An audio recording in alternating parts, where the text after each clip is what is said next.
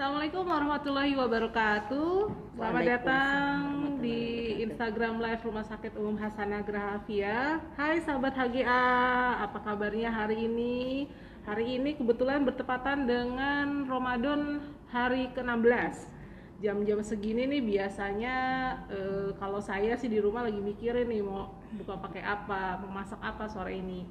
Nah, sambil kita mengisi waktu ngabuburit kita hari ini, kita membahas sedikit yuk tentang demam berdarah pada anak. Seperti kita ketahui, Indonesia itu adalah negara tropis yang dimana pasti banyak sekali penyakit infeksi. Salah satunya adalah demam berdarah, dimana demam berdarah itu paling banyak mungkin mengenai anak-anak. Nah, untuk membahas tentang demam berdarah itu, kami memiliki narasumber yang keren abis. Beliau adalah dokter anak di Rumah Sakit Umum Hasanah Grahafia. Beliau adalah Dokter Tri Lestari. Selamat datang dokter. Terima kasih Zeta. Alhamdulillah sehat. Halo, saya sapa dulu sahabat Boleh, HGA. silakan, dokter. Ini dokter Tri walaupun masih segini masih tetap semangat ya dok. Harus semangat. Harus. Oh iya, untuk sahabat HGA tetap stay tune ya sampai di akhir acara, sampai akhir kita selesai membahas. Nanti akan ada door prize yang menarik bagi yang bisa bertanya ya dok ya. Oke. Nanti di akhir acara akan ada pertanyaan, kita punya door prize yang menarik, nanti kita bagi-bagikan. Oke, dok, kita nggak usah lama-lama mungkin ya dok ya. Oke, gimana dokter Sita? Jadi gimana dok tentang apa sih dok demam berdarah itu? Kita kan tahu selama ini sering lah kita dengar, karena penyakit yang bisa dibilang lumayan sering ada di Indonesia. Tapi sebenarnya apa sih itu demam berdarah itu dok? Ya, demam berdarah itu suatu infeksi virus ya, dengan transmisi vektornya itu nyamuk, dokter Sita, Aedes aegypti ya. Demam berdarah ini sifatnya penyakitnya dadakan, akut, atau disertai demam tinggi yang terus menerus 3 hari. Sering ibunya datang ke rumah, dok aku udah kasih obat panas tapi kok nggak respon, panasnya kok turunnya manteng, dia bilang gitu. Itu udah harus berwaspada, apalagi di musim penghujan seperti ini kasus-kasus demam berdarah ini mulai naik gitu loh dokter Sita ya. Jadi gejalanya bisa demam, transmisi vektornya oleh nyamuk Aedes aegypti. Aedes aegypti ini nyamuk dimana dia tuh nggak seneng yang kotor, dia seneng yang tempat-tempat bersih gitu loh. Yang itu kadang-kadang kita suka terlupakan. Nah sekarang tuh lagi happening nih taman-taman itu apa aglonema lah apa. Nah seringan tuh tatakan ininya tuh airnya itu kita lupa gitu, buang kering gitu. Terus kemudian di tempayan atau tempat mandi yang lupa dikuras kayak gitu. Dan gejalanya itu demam, bisa dia muntah, dia bisa nyeri kepala, yang pada anak riwayat kejang bisa berakibat kejang karena demamnya yang sangat tinggi. Begitu mungkin Sita.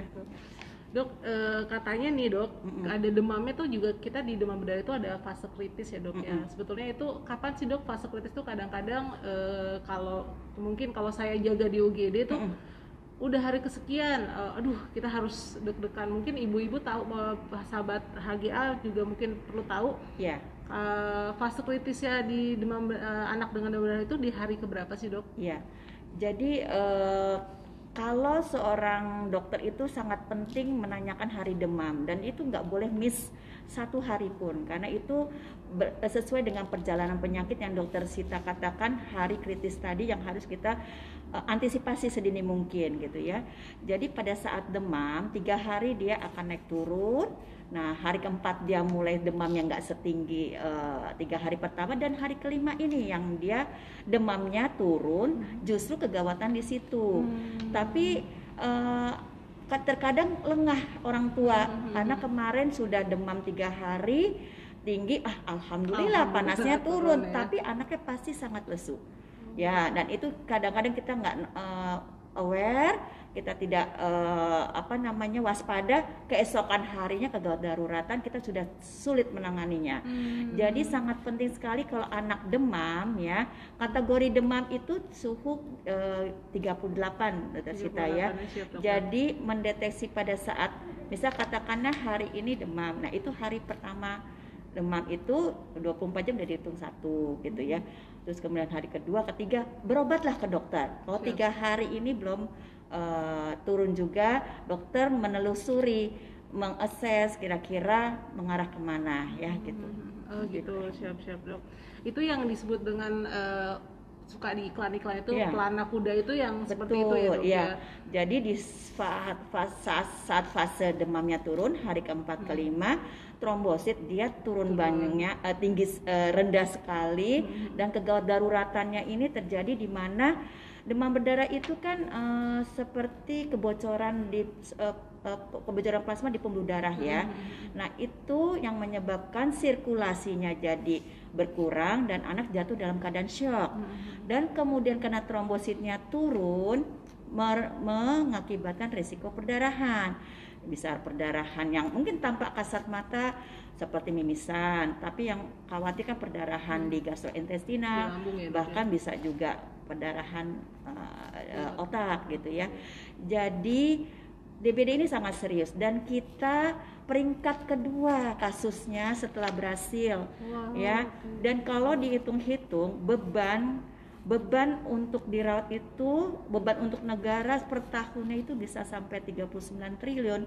Kalau itu kan beban kepada negara karena akibat DBD ini. Jadi kuncinya harus pencegahan. Ya, pencegahan personal dan community gitu kan, Dokter Citra ya. Baik, dok, yang kegawatan yang dokter bilang tadi ya dok ya, kadang-kadang di hari keempat atau hari kelima anaknya turun sih panasnya. Nah itu kita harus aware apa dok? Misalnya harus langsung dibawa ke rumah sakit kalau kita menemukan apakah anaknya lesu saja langsung kita bawa atau mungkin ada kayak orang tua tuh harus tahu nih kalau mulai mungkin dia kencingnya kurang atau pipisnya kurang atau dia tangannya dingin atau gimana dok untuk itu ya dok? Ya, jadi sebaiknya sebelum kegawatan 3 hari demam, kata kuncinya bawalah ke dokter ya, karena kita membutuhkan pemeriksaan penunjang ya, di mana pada masa hari keempat kelima itu kita bisa menilai serius mengarah ke demam berdarah itu dengan hemokonsentrasi atau peningkatan HB hematokrit dan trombositnya mulai turun. Jadi kita nggak bisa seperti sekarang lagi common lagi musim karena takut ke rumah sakit sering telemedicine. Nah itu sangat berbahaya sekali karena tidak melihat secara klinis kan. Nah sering saya kecolongan pasien datang hari kelima ke saya karena 3 hari kemarin sudah ke telemedicine kemudian dikasih obat ya gitu. Pada hari kelima panas turun, lesu, baru datang ke dokter. Jadi sebaiknya 3 hari demam penyakit apapun sebaiknya datang ke dokter karena 90% kalau infeksi ringan pasti sembuh ya. Tujuannya dokter itu menilai ini diagnosisnya apa, adakah kegawat daruratan. Nah sekiranya kalau demam berdarah itu kan ada grade-nya juga, demam dengue ya yang mungkin klinisnya ringan, mungkin bisa ditreat di rumah selama asupan anak, kuncinya kan cairan ya dalam demam berdarah ini. Jadi selama asupannya oke, treat di rumah, mungkin follow up berkala. Cuma itu yang bisa menentukan dokter gitu loh. Jadi sebaiknya jangan takut ke rumah sakit pada keadaan pandemi ini. Kita sudah melakukan juga protokol kesehatan, kemudian ya, alurnya juga sudah diatur ya. Jadi sebaiknya ke dokter dikala 3 hari demam belum juga turun. Baik ya. Untuk pemeriksaan lab dok, sekarang kan kadang-kadang kita cek ada yang namanya NS1, mungkin sahabat HGA sudah tahu ya, kadang suka dengarnya NS1, terus ada juga cek dengue blood. Nah itu dok, apa perbedaannya NS1 sama dengue blood? Apakah semua pasien demam berdarah harus dicek NS1 atau dengue blood dok? Iya, jadi sebagai dokter 90% pasti clinician ya, jadi klinis berdasarkan klinis. Nah pemeriksaan penunjang itu juga harus dilakukan bijak ya, timingnya harus tepat gitu. dan timingnya harus tepat supaya hasil yang kita harapkan sebagai pemeriksaan penunjang membantu kita untuk mengakses ya gitu dokter Sita. Jangan hari pertama sudah diperiksa dengue blood pasti belum muncul antibodinya, IgG, IgM itu hari kelima ya. Jadi hari ke-1 NS1 positif tidak menjamin bahwa dia akan demam berdarah karena NS1 itu non spesifik. Setiap virus pun bisa positif, non spesifik. Lagi-lagi berkala serial darah rutin itu sangat penting ya. Jadi timingnya juga harus tepat. Jadi nggak harus pasien itu hari pertama periksa NS1 jadi malah panik positif. Nah terus kemudian semua dirawat. Ya nggak gitu juga gitu ya. Dan harganya nggak murah gitu loh. Jadi kita harus bijak timingnya kapan supaya hasilnya itu membantu memang menunjang diagnosis kita gitu ya. Nah itu. Karena juga kan beberapa di UGD atau saya ketemu tuh bunda-bundanya saya mau cek NS1 dok atau oh iya kadang-kadang kita juga kemudian akhirnya positif tapi trombositnya masih bagus. Jadi kadang-kadang mungkin kami pulangkan untuk karena seperti itu. Nah, ya tergantung harinya kan tadi. Iya tergantung harinya dok. Tapi tetap melakukan besoknya serial darah rutin. Itu.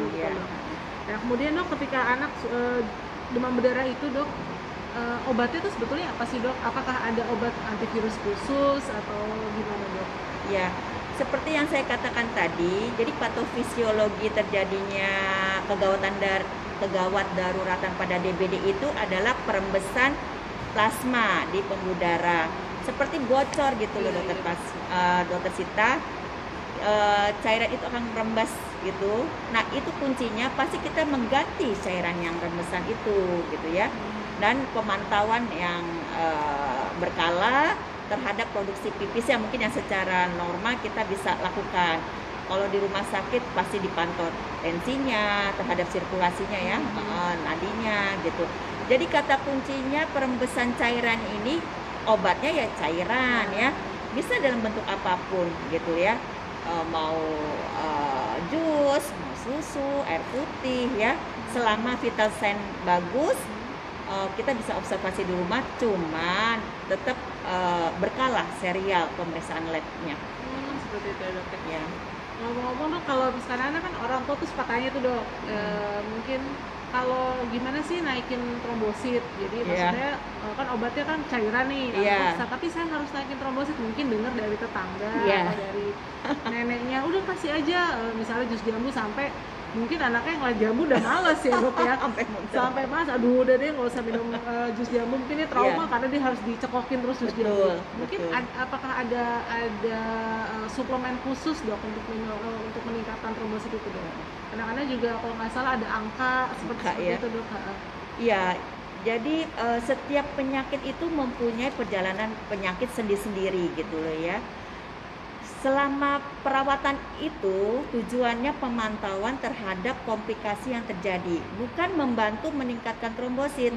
Setelah hari sakitnya reda, virusnya reda juga, trombosit otomatis akan meningkat gitu ya. Jadi tidak ada obat meningkatkan trombosit. Kuncinya cairan tercukup dengan observasi pemantauan yang baik gitu, yang kita deteksi dini terhadap komplikasi tadi. Jadi setiap perjalanan penyakit itu ada harinya. Jadi kita jangan terpantau dengan trombosit yang justru berbahaya. Perembesan cairan ini hebat apa enggak yang dilihat dari hematokrit. Ya, jadi kadang-kadang pasien tanya hari ini berapa dok trombositnya gitu nih, hari ke-5 lah ya gitu ya, 60.000. Kok dirawat makin turun dok, bukannya makin naik ya bilang gitu. Kok dirawat bukannya makin naik? Ibu, ini ada perjalanan penyakitnya ya, perjalanannya hari ke-5 itu fase demam turun, cuma pengawasan ini yang penting di rumah sakit gitu kayaknya secara berkala. Setelah harinya teratasi hari ke-6, ke-7 biasanya mulai naik ya. Lagi-lagi imun sistem anak sangat pengaruh, gizi anak sangat pengaruh terhadap cepat recovery-nya gitu ya. Kalau jenis beratnya demam berdarah tergantung serotype-nya. Dia punya 4 serotype dokter Sita. Dan yang paling ganas serotype nomor 3. Kenapa? vaksin kok lama banget kemarin, mau di launching, ditarik ulur lagi gitu, karena dari 2011 nih penelitian sampai 2017, karena agak sulit karena 4 tipe ini yang tidak punya interaksi silang gitu loh terhadap serotype 1. Jadi kita pernah sakit demam berdarah tidak punya kekebalan sumber karena ada 4 serotype yang tidak saling membentuk antibodi silang gitu. Jadi berarti bisa kena sampai 4 kali ya? Bisa. Kalau kita bilang ya dok, 4 kali, jadi nggak Bisa. mau kekebalan. Jadi kadang-kadang kan kok udah demam berdarah lagi? Iya, gitu, iya, itu karena itu masing-masing serotype itu tidak punya kekebalan silang antara yang satu dengan yang lain gitu. Jadi berarti ya kalau udah sekali sakit masih bisa 3 kali lagi ya dok ya? Iya. Kuncinya pencegahan lagi-lagi, betul. Nah tadi kan juga dokter bilang berat ringannya itu juga recovery-nya itu tergantung gizi nih dok. Kan kita tahu kalau anak demam berdarah itu kadang-kadang makan juga males, perutnya kadang-kadang kembung ya dok ya. Nah tapi ada nggak sih dok sebetulnya pantangan buat anak-anak yang lagi kena demam berdarah dok makan gitu? Apa boleh makan apa aja, apa gimana? Iya. Jadi prinsipnya kekebalan itu kan dari nutrisi ya. Jadi pada anak-anak yang mual, kembung, kadang-kadang kita justru jangan membatasi makan gitu loh ya, porsi-porsi dikit tapi sering. Cuma karena biasanya kan sering khawatir gastrointestinal bleeding dan sebagainya, itu ya dihindari lah ya, misalnya yang iritasi lambung lah gitu ya. Yang jelas pasti jangan kita berikan yang mengandung pengawet, pewarna, ya itu pasti nggak boleh lah ya. Dan pada demam berdarah ini makannya tadi tidak ada pantangan-pantangan. Apa yang mau anak silahkan aja. Ya kadang-kadang soalnya kan memang anak-anak itu bener-bener nggak makan ya dok ya. Ya kalau saya tuh punya senjata ya, saya akan kasih ayam fried chicken dok. Maaf ya sahabat, tapi memang abis anak-anak tuh pasti pada suka makan fast food tuh suka. Jadi udah hilang akal, udah itu ya sudahlah, saya udah terakhir ya daripada sebenarnya nggak apa-apa gitu, iya. Asal nggak awet ya mungkin ya dok, nggak sering-sering juga kali ya. Iya. Soalnya nggak boleh menyebut merek dong. Nggak boleh menyebut merek. Soalnya atau ada yang mau disponsorin, mungkin sponsorin kita ya dok sore ini ya dok ya. Dokter, kemudian ya dok, masih mau tanyakan lagi nih, kalau misalnya ya nauzubillah mungkin ada qadarullah, mungkin ada orang tua ada anak yang terkena demam berdarah, anak-anak kita sebagai orang tua tuh dok. Sebagai orang tua apa sih harus kita lakukan dokter? Maksudnya kadang-kadang kan kita suka ketemu panik atau gimana ya dok, supaya kita nggak panik atau mungkin juga bisa membantu recovery anak, karena kan anak itu bagaimana orang tuanya dok ya. Kalau misalnya anak ibu orang tuanya panik, anaknya juga ikutan rewel atau kayak gitu, gimana dok? Mungkin sebagai orang tua kita harus ngapain sih dok kalau anak kita kena demam berdarah? Iya, jadi memang karena demam berdarah itu komplikasinya sangat serius ya, seperti keadaan shock, kemudian perdarahan, bahkan bisa dirawat di ruang intensive care unit. Pasti orang tua pasti, karena udah pernah baca-baca, pasti kekhawatiran ada lah dokter. Dokter Sita ya. Lagi-lagi kita harus kerjasama nih, kalau misal dirawat di rumah sakit kita harus kerjasama nih ya, artinya tadi memberikan porsi dikit-dikit makan nutrisi, kemudian kita kerjasama, Bu tampung pipisnya ya Bu gitu ya, supaya si dokter ini bisa tahu input outputnya gitu ya. Terus kemudian diajarkan, nih ibu, kalau yang normal tuh nadi teraba seperti ini nih ya gitu, terasa. Kalau mulai ibu agak susah, ibu lapor suster ya gitu. Ya, jadi kita harus pantau, kita kerjasama lah ya. Terus kemudian kesadaran anak kan kita bisa lihat, tanya atau bagaimana. Yang jelas anak pasti tidak merasa nyaman kalau di rumah sakit ya. Itu perlu support dari keluarga sekelilingnya. Imun sistem itu kan juga dibangun dengan psikis kita juga ya. Jadi sangat dukungan dukungan orang-orang sekitarnya sangat penting juga untuk membantu recovery tadi. Siap ya, apalagi kadang-kadang mungkin sudah trauma di infus ya dok, setiap datang nangis nangis, jadi udah mungkin kerjasamanya sahabat HGA, bahwa sebenarnya kadang kita kalau minta tolong orang tua, mungkin Bu nanti kalau kencing, pipis atau gimana ya tolong dilaporkan, itu karena butuh untuk pengawasan juga, jadi kita Iya. kerjasama agar tidak, dua tanda kutip, tidak ada kecolongan, walaupun pasti kita akan periksa ya dok ya, Iya. akan kita awasi. Pasti. Dok, sekarang kalau misalnya kan tadi kan kita bicara anak yang sudah demam berdarah. Nah, ini kita bagaimana pencegahannya dok? Iya. Pencegahan supaya anak kita atau mungkin keluarga kita tidak terkena demam berdarah, dokter. Ya, jadi karena kita tahu faktornya adalah nyamuk, ya kan, dan nyamuk itu berhubungan dengan sanitasi lingkungan kan, berarti ya. Nah, jadi otomatis kita harus sumber nyamuk ini rutin kita lakukan PSN, pemberantasan sarang nyamuk ya. Pemberantasan sarang nyamuk kalau di era pandemi ini kita kenal dengan 5M kan, Dokter 5M, Sita ya. Dok. Pakai masker, cuci tangan, terus kemudian distancing, menjauhi kerumunan, menghindari mobilitas pergi. Di demam berdarah juga sudah dilakukan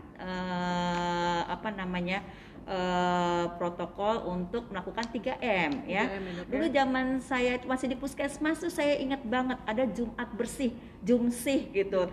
Itu bagus banget itu ya. Jadi setiap orang tuh kerja bakti, selokan-selokan kayak gitu.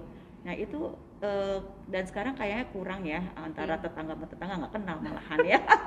Kalau dulu ada ini dok, Jumantik ya, juru pemantau Juru pemantau, ya, nah itu juga untuk mengontrol sebenarnya betul, secara betul. epidemiologi. Betul. Jadi pemberantasan nyamuk ini PSN ada 3 ya, menguras bak-bak air ya. Kadang-kadang kamar majikannya dicek, dikuras, tapi kamar mbaknya di atas nggak pernah kita ya. Nah terus kemudian menutup atau apa namanya tuh ya, betul ya, menutup penampungan air. Padahal di agama juga diajarin ya, setiap ada air atau apa ditutup, bejana atau apa ya, ya betul, jadi betul. Memang ada dasarnya ya. Terus kemudian ya tadi itu menguras, menutup, dan ya itu barang-barang kayak bekas itu daur ulang ya, botol-botol aqua atau apa ya.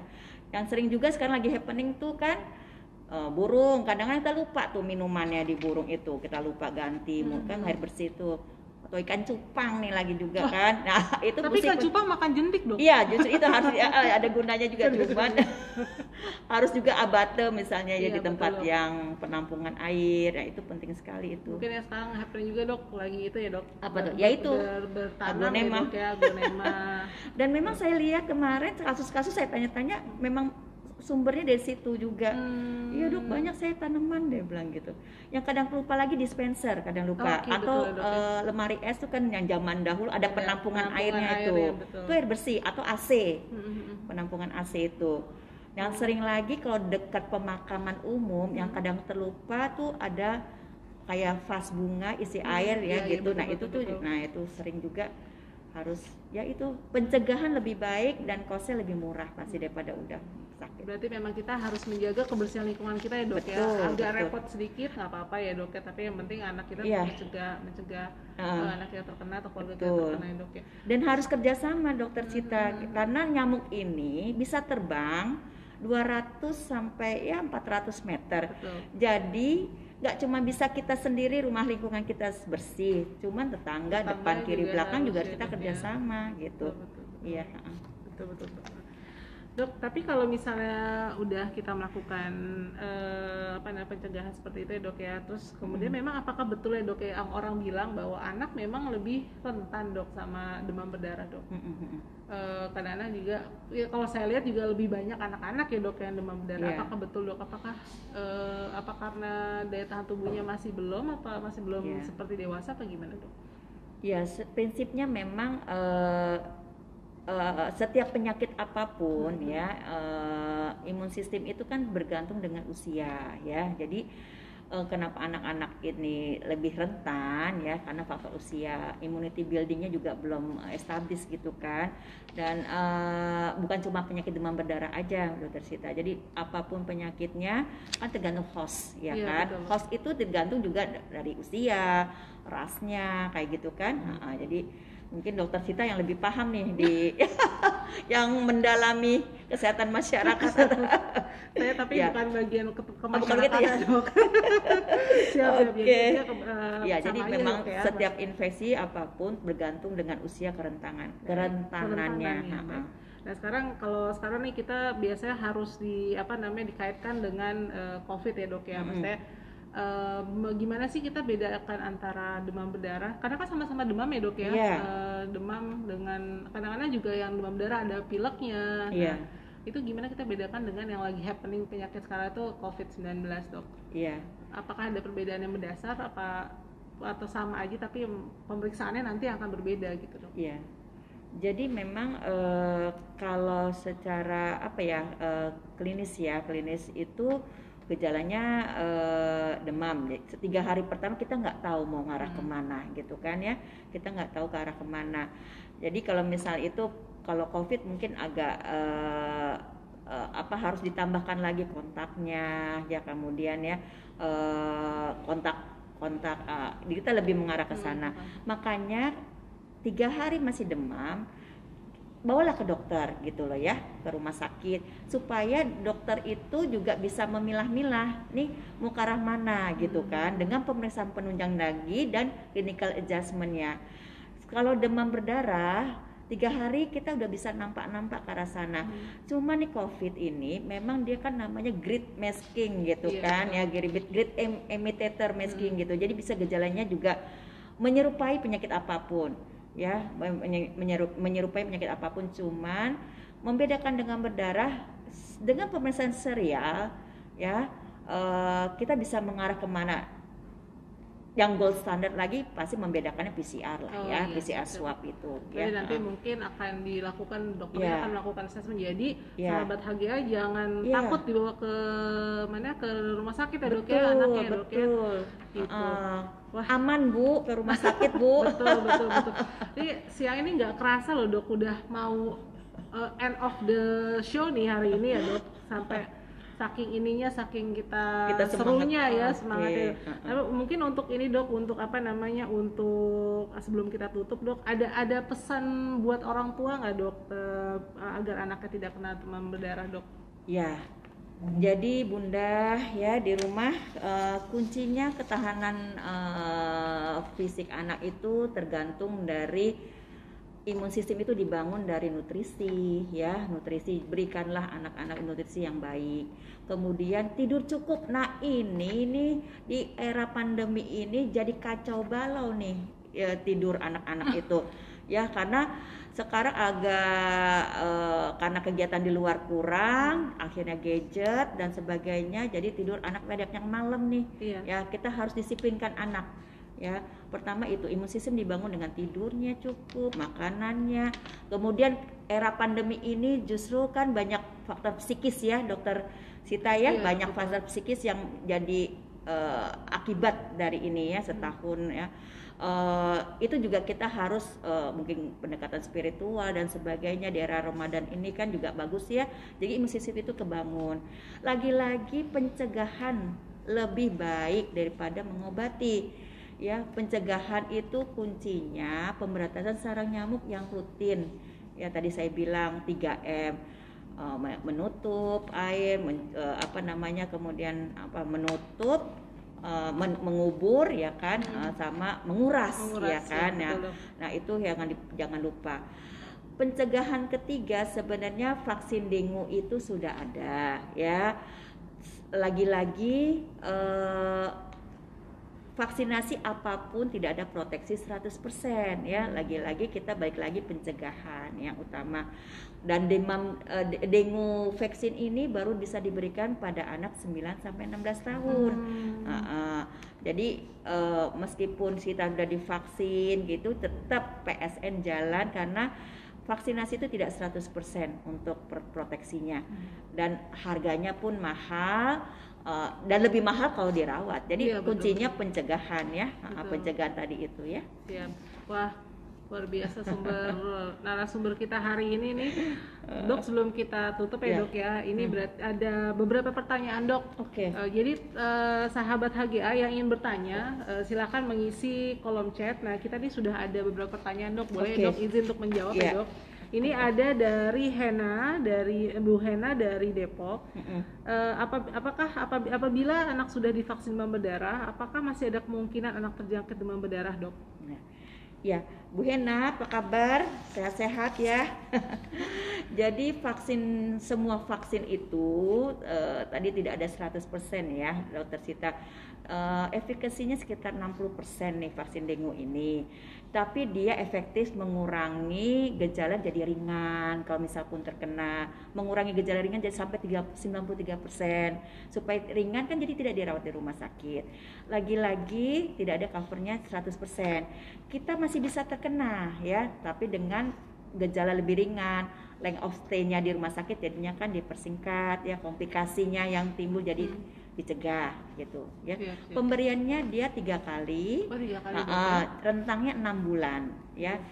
Jadi hanya baru bisa diberikan pada usia 9 sampai 16 tahun karena pasti ada penelitian lagi kalau untuk diberikan anak yang lebih kecil gitu ya. Berarti selesai satu seri itu adalah selama 1,5 tahun ya dok ya. Jadi kayak 6 bulan betul ya, 1,5 tahun jadi. Nah, oke Bu Hena, jadi masih mungkin kena demam berdarah Bu Hena, tapi mungkin derajatnya mungkin insya Allah nggak seberat kalau kita tidak tidak vaksin. Nah, vaksin itu juga baru bisa diberikan oleh ke anak usia 9 sampai 16 tahun ya Bunda.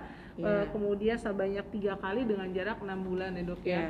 Ya, meskipun kita divaksin COVID kan di Dokter Sita untuk tanakes tetap prokes nomor 1. Kita tetap tidak boleh lupa ya. Siap, betul dok. Nah kemudian nih dok, ada lagi dok. Dari Ibu Seli Nurhaliza. Demam berdarah bisa diketahui setelah berapa lama setelah cek darah dok? Kemudian apakah demam berdarah bisa dirawat di rumah? Karena katanya lagi pandemi agak khawatir kalau misalnya dokter dok begitu. Ibu siapa? Ibu Seli dok. Ibu Seli, apa kabar Bu Seli? Jadi Bu Seli, pemeriksaan laboratorium itu baru bisa mengarah kita ke arah demam berdarah setelah hari ketiga demam gitu ya. Jadi hari pertama, kedua ke dokter manapun kalau kita periksa lab masih raba-raba lah nih mau ngarah kemana gitu. Jadi timing pemeriksaan lab itu harus ada tepat waktunya. Jadi bermanfaat ya. Nah, tujuannya ke dokter itu bukan cuma dilaporin lab, dok, ini hasil labnya begini. Kita sangat penting sebagai dokter melihat klinis anak. Jadi ibu harus membawa ke rumah sakit ya atau ke pelayanan kesehatan yang lain gitu ya.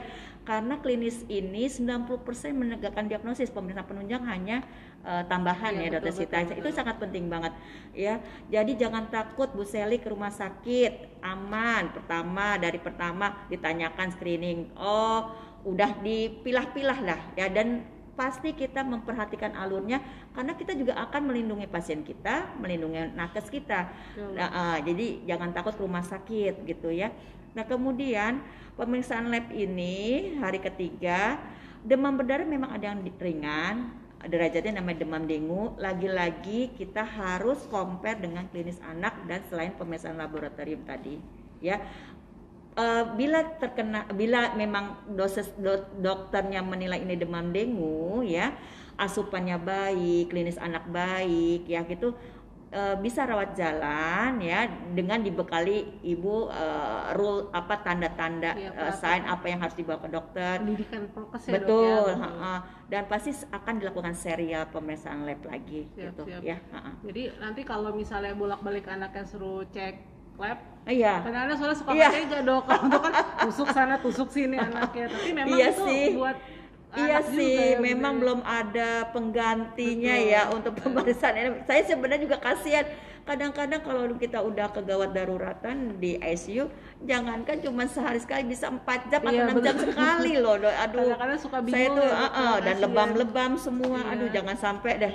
Dan sampai jatuh dalam keadaan itu. Betul. Jadi kalau misalnya dicek sehari, biasanya kalau suruh pulang 24 jam cek lagi ya dok. Yeah. Kembali lagi. Insya Allah di rumah sakit sudah ada, terutama rumah sakit HGA itu sudah ada protokol khusus alur-alurnya agar pasien-pasien yang non COVID dengan COVID, insya Allah kami sudah pisahkan. Kemudian dok, ada satu lagi mungkin yang terakhir ya dok ya, dari Bunda Yunita. Ini pertanyaannya adalah, apakah demam dengan sariawan di tenggorokan merupakan gejala awal demam berdarah dok? Ya, Bu Yunita, semoga sehat selalu ya. Terima kasih pertanyaannya. Jadi gejala demam berdarah itu kata kuncinya demam 3 hari yang turun naik, tidak respon dengan obat demam. Nah, itu bisa disertai tidak spesifiknya, bisa sariawan juga bisa menyertai. Kadang-kadang ada batuknya juga ada, kadang-kadang diarenya ya. Namanya penyakit virus kadang-kadang kan common yang beda-beda gejalanya tuh hampir sama, nyeri otot, sakit kepala, mual. Nah, itu jadi tidak spesifik kalau untuk sariawannya. Kata kuncinya panas 3 hari, tetap waspada untuk bawa anak ke dokter gitu ya. Siap dok, wah luar biasa. Jadi mungkin bisa disimpulkan nih sahabat HGA bahwa demam berdarah itu memang penyakit yang perlu kita waspadai. Kalaupun sudah anak kita kena, tetap nggak perlu khawatir, tetap diobservasi, dijaga, dan yang anaknya belum kena kita tetap melakukan pencegahan ke rumah ya dok ya, dengan 3M, menutup tempat air dan mengubur. Nah, ini sebelumnya kita akan ada door prize di akhir. Mungkin ada satu pertanyaan buat 5 orang pemenang ya, dari teman-teman, buat sahabat HGA. Jadi ini nanti saya akan memberikan satu pertanyaan. Nah, nanti 5 orang yang menjawab paling cepat dan paling tepat itu mungkin nanti akan di-mention oleh tim kami. Langsung di-mention ya mungkin ya Bu ya. Oke, baik. Ini pertanyaannya, simak baik-baik ya sahabat HGA. Tadi Dokter Tri sudah menyebutkan mengenai PSN. Nah, itu di situ ada namanya 3M. Kita selalu bolak-balik bilang 3M. Nah, Bunda, sahabat HGA, sebutkan 3M itu apa saja sih 3M itu? Nah, bagi 5 orang yang menjawab dengan benar dan tepat dan cepat, nanti akan kami mention dan akan mendapatkan door prize yang menarik dari Rumah Sakit HGA. Oke, dokter, saya mengucapkan terima kasih banyak dok atas ilmunya, pengalamannya, sharingnya. Mungkin sahabat HGA yang ingin bertemu dengan Dokter Tri, beliau praktek di Rumah Sakit HGA setiap hari Rabu dan Jumat, Sabtu ya dok ya, Rabu Jumat jam 3:30 sampai jam 5 sore dan Sabtu jam 8 sampai jam 10 ya dok ya. Betul. Terima kasih banyak dokter. Terima kasih Sita atas undangannya. Ya, terima kasih banyak. Terima kasih buat yang sudah sahabat HGA yang yang sudah datang dan ikut, dan jangan lupa follow IG kita ya, RSU_HGA ya. Nah, biar untuk mendapatkan informasi-informasi yang terbaru dari Rumah Sakit HGA dan mungkin ilmu-ilmu yang baru dan berguna buat sahabat semuanya. Baik, kami tutup. Terima kasih sahabat HGA. Wassalamualaikum warahmatullahi wabarakatuh. Waalaikumsalam warahmatullahi wabarakatuh.